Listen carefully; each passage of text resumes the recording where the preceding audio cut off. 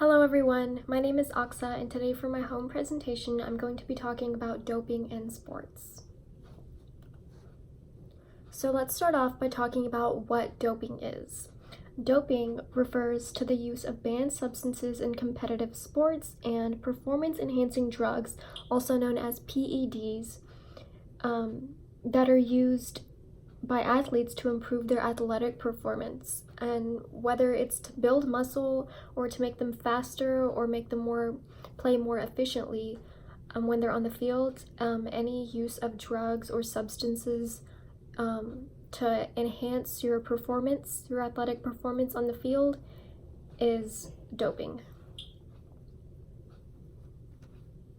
So there are different types of doping. Here is a list of some of them. Anabolic drugs that build up muscle. Most commonly used ones are steroids and human growth hormone. Steroids is probably by far the most popular one. You've heard about it in wrestling, football, a variety of different sports. Steroids is probably the most commonly used one. The next one is stimulants, which are used to improve focus. Stimulants categories are caffeine and amphetamine. These are the most common ones. Obviously, like a cup of coffee in the morning, it doesn't really qualify as doping, I'd say, but if you're consuming it in copious amounts, then yes, it would be considered doping. And then the third one on the list here is ergogenic aids, and these are drugs such as methylphenidate, which increase power and exertion, and they help delay the onset of fatigue, which makes the athlete work for longer periods of times and gives them more energy to do so. And then creatine is the most common one. The next one are adaptogens, and they're also can be called adaptogenic substances, and these are used in herbal medicine for the claimed stabilization of physiological processes, and they promote homeostasis. So the next one here is nootropics, and these are like the smart drugs, as they call them. These are drugs, supplements, or any other substance that may improve cognitive function, particularly executive functions like memory, creativity, and motivation. Painkillers is the next one here. Even using Tylenol or ibuprofen, excess amounts of those can be considered doping.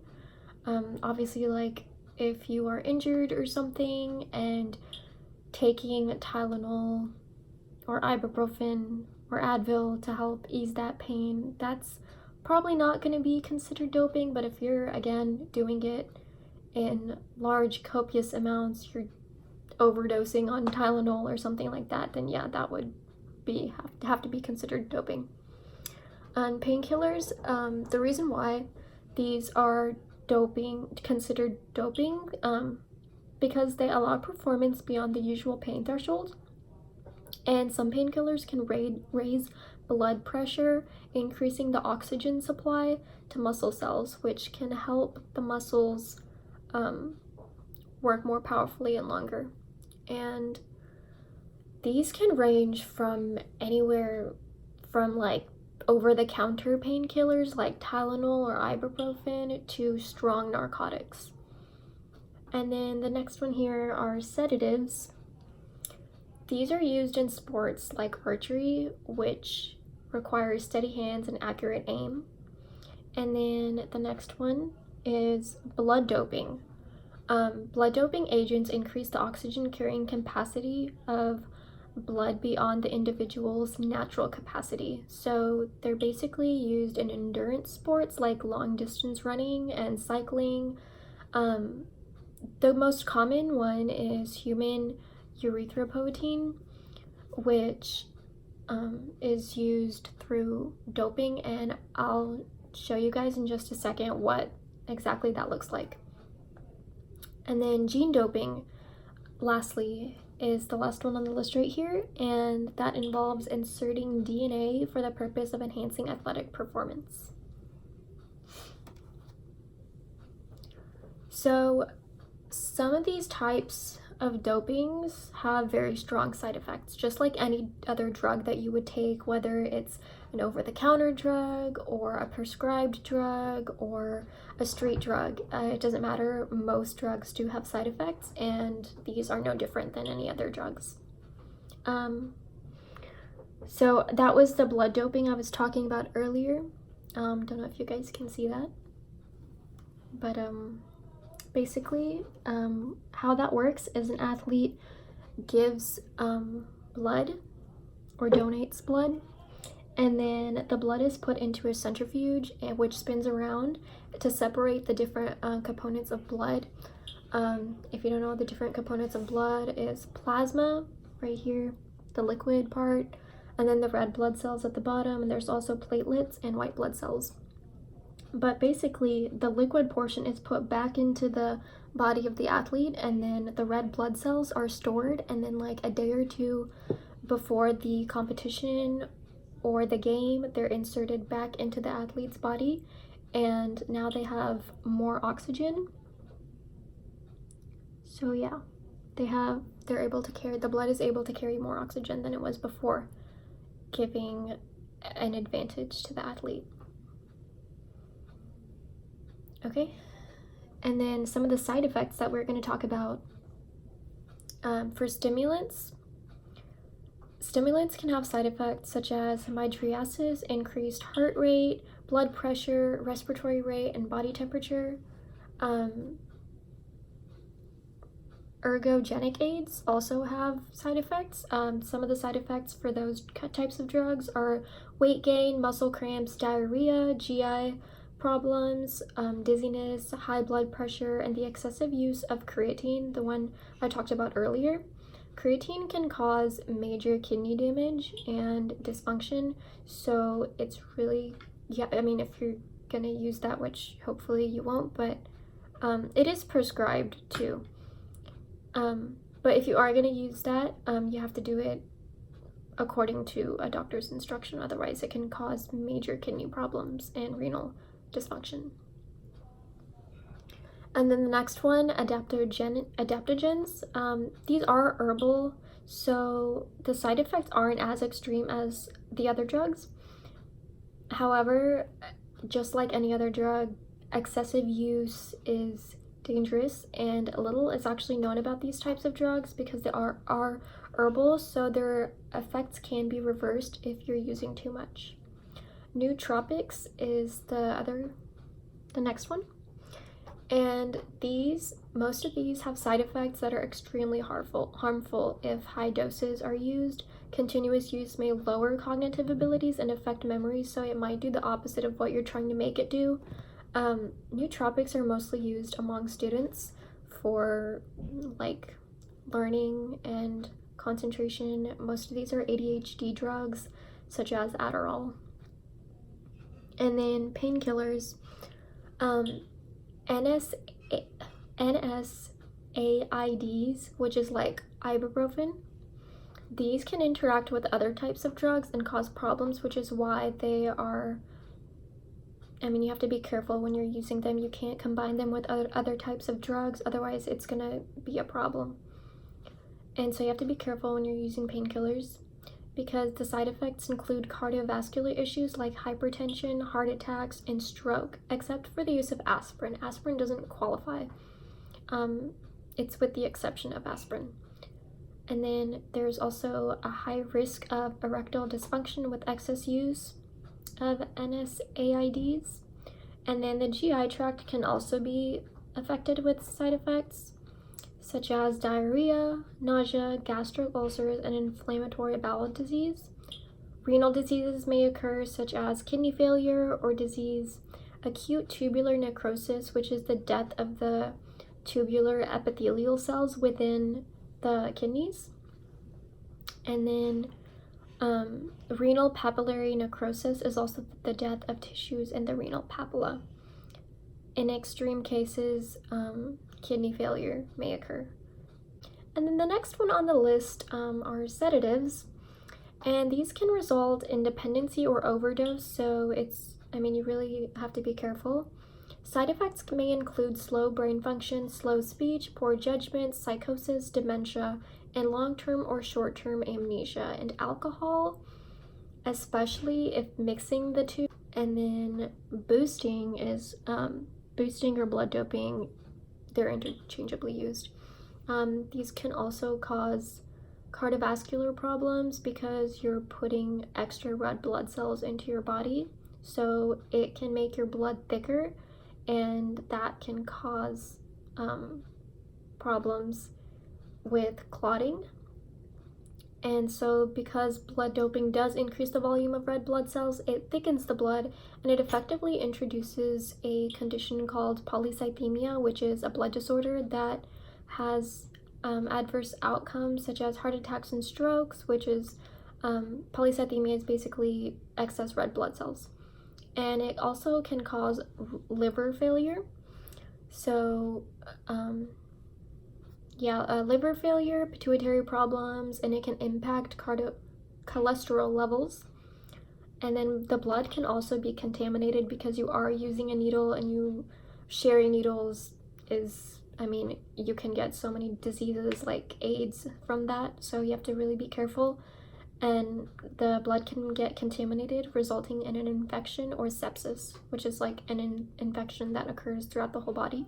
So why is doping harmful? Now we're going to talk about the side effects, but it also leads to poor cardiovascular health, things like strokes and heart disease, as well as it can negatively impact the CNS, which is the central nervous system, things like insomnia, anxiety, depression, aggressive behavior, headaches, addiction withdrawal from addiction, psychosis, dizziness, and in extreme cases it can even lead to suicidal thoughts. Other things like respiratory functions, it can have some of the side effects that may occur are nosebleeds, sinusitis, and then even hormonal effects.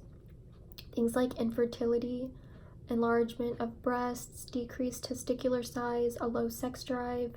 It can make your bones very, very coarse. Cancer is a big one. Cancer that may affect the reproductive organs may also occur. So that's just those are just some of the reasons why it's harmful. But also it's very unethical and immoral, and we're going to talk about that, the ethics of doping, in another slide that is yet to come. And the WADA is the World Anti-Doping Agency. They're the ones that oversee most of the doping rules and regulations in many different types of sports.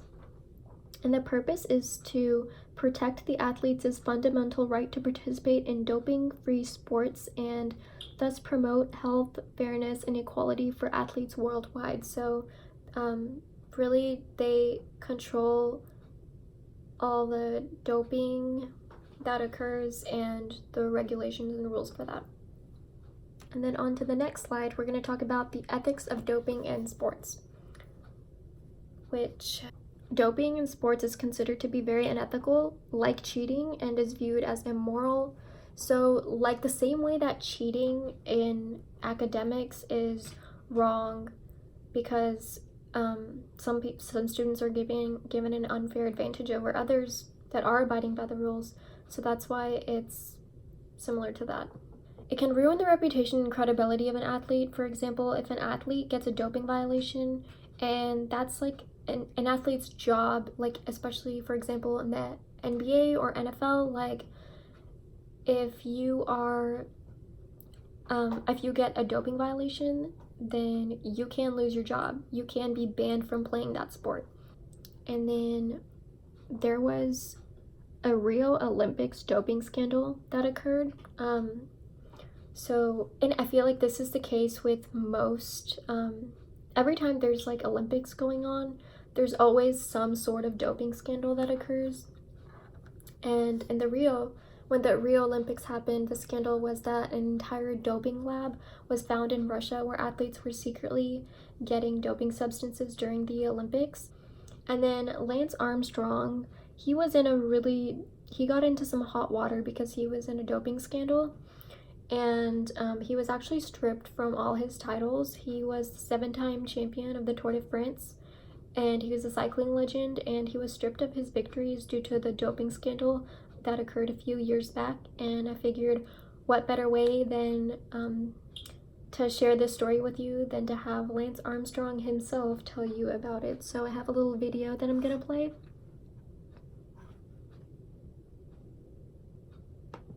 Lance Armstrong, the 7-time Tour de France winner and cycling legend, stripped, of course, of those victories after years of lies and denials, sat down and opened up for the very first time since that life-changing admission to Oprah Winfrey back in 2013. The last 6 years, in a lot of ways, has really sucked. It's been terrible. A blunt assessment from Lance Armstrong, a cycling champion and cancer survivor, vilified for lying to investigators, the media, and fans for years about his use of performance-enhancing drugs. Armstrong was banned from competitive cycling in 2012 for life and stripped of his record 7 Tour de France titles after the U.S. anti-doping agency called Armstrong the ringleader of the most sophisticated, professionalized, and successful doping program that sport has ever seen. I think people still, 6 years on, want to know whether you have been humbled, whether you are apologetic. Funny, I get both sides of it. I get people that say he hasn't apologized enough, and then I get a lot of people that say, dude, stop apologizing. For now, I just like a yes or a no. Okay. Armstrong first opened up about the controversy in a 2013 interview with Oprah Winfrey. Yes or no? In all 7 of your Tour de France victories, did you ever take banned substances or blood dope? Yes. That interview came at an interesting time and a difficult time, and maybe in a lot of ways came too soon. But I knew that I was going to be facing 4 or 5 different lawsuits. At that point in my life, I wasn't going to be able to lie. I was going to have to be honest. Did you think it worked? I don't think it worked. I think it absolutely did not work. For half of the room, it wasn't enough. And then for the other half of the room, it was way too much. We have Dennis, we have Gary, everyone had an opinion. Even Donald Trump, then hosting NBC's The Apprentice. Donald Trump, the morning after, wrote, Lance Armstrong did himself great harm last night. Lawsuits and failure will follow him. Did you see that? I did see it. Yeah. What did you think when you saw that? Listen, you have to remember, I mean, this is 6 years ago, so he was just, Donald Trump was just a loudmouth, out trying to get attention. I mean, he's right. He's half right. He's going to cost himself a lot of money. Right? We know that happened. In a lifetime of failure, but I don't feel like a failure. And I've never felt like a failure since then. Armstrong maintains that his actions were part of a rampant culture of doping in the sport of cycling at the time. I read recently that you said if you could do it all over again, you'd do it the same way. Is that true? What I would rather do is go back and win 7 in a row against everybody else that's drinking water and eating bread. That's what I would want. And I believe that would happen. Armstrong believes that his high profile, partly due to the success of his nonprofit Livestrong Foundation, caused the blowback against him to be greater than it might have been for someone else. I do think there's a double standard, but I'm okay with it. New York Yankees star Alex Rodriguez, another prominent athlete who recently admitted to using performance-enhancing drugs, was suspended for a season, but later returned to the field before retiring. A-Rod didn't raise $500 million and try to save a bunch of people's lives. I mean, that's kind of the irony in this. Look, it's great when somebody hits home runs and maybe does an event here and there for the Girls and Boys Club. This story held a place in people's hearts and minds that was way beyond those guys. Armstrong is now focusing on building a new media brand, which includes hosting 2 popular podcasts, starting his own investment company, and spending time with his fiancée Hannah and his 5 children. While he bristles at being called a fraud, he acknowledges he has a long way to go to make amends. I don't know if it's fraud or you can call it whatever you want to call it. It doesn't matter, right? I mean, fraud, betrayal, all of these things that we know people felt. That's on me, and I'll spend the rest of my life trying to make that right. Andrew, it's a bizarre conversation because at times it's a mea culpa, but at other times it sounds like he's essentially saying, yeah, okay, I was bad, but these other guys were just as bad, if not worse. You've talked to him a number of times over the years. Do you think he's truly remorseful? It's interesting because it has been a journey for him, and life is relative, because I remember speaking to him years ago, and he is in a different place than he was then. Having said that, he has tried to make amends and apologize on one side of it to the people that he lied and hurt. At the same time, there is still that element that you're talking about where he still feels that he is the victim, and I think that remains very hard for some people to hear. All right, Sorkin for us there, CNBC.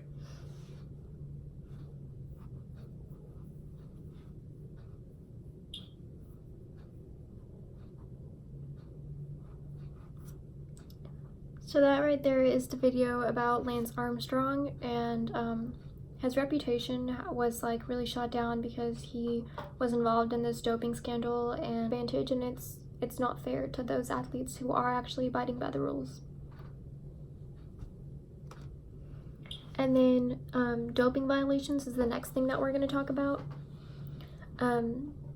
Basically, the World Anti-Doping Agency is the largest anti-doping organization, and they've developed a worldwide anti-doping program that applies to sports that have signed to pledge to uphold the WADA code. And there are more than 660 sports organizations that have signed the WADA code, including the International Olympic and the Paralympic committees. So basically, the application of the WADA regulations, they're performed by national anti-doping agencies, and one of the main ones in the U.S. is the United States Anti-Doping Agency, otherwise known as the USADA, and athletes who participate in sports have signed the WADA code. They're subject to random in and out of competition testing. So testing can be performed on the urine or using blood samples. It just depends on the substances being tested. The frequency and the type of testing varies between the sport, including the history of the doping in the sport, the types of sports, whether it's a power sport or an endurance sport, the substances being taken, and the duration of the season. So all of that. And then the penalties. Penalties for a doping violation, they vary between sports and the substances that were used. So if you're using like strong narcotics versus, painkillers, there's probably going to be a difference in violations there. And then the penalty for a first offense doping violation in the NFL is a 4-game suspension. In the NBA, it's a 5-game suspension, and then in the NHL, it's a 20-game suspension. So depending on the sport, again, it just varies on what substances are being used and what sport is being played. Yeah. And then in sports that do follow the WADA code, a single violation can result in a ban from sports competitions for up to 2 years, while a second violation may result in a lifetime ban.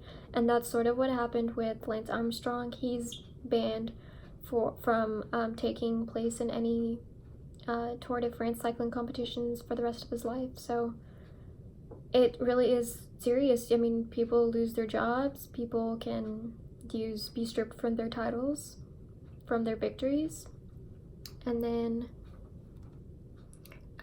here I have some links below, some helpful sites, some large popular campaigns and organizations. Of course, there is the WADA, W-A-D-A, the World Anti-Doping Agency, and then there is the USADA, which is the United States Anti-Doping Agency, and then there is also a new campaign, or relatively new campaign, launched by Team USA for the Olympics, and it was to discourage doping.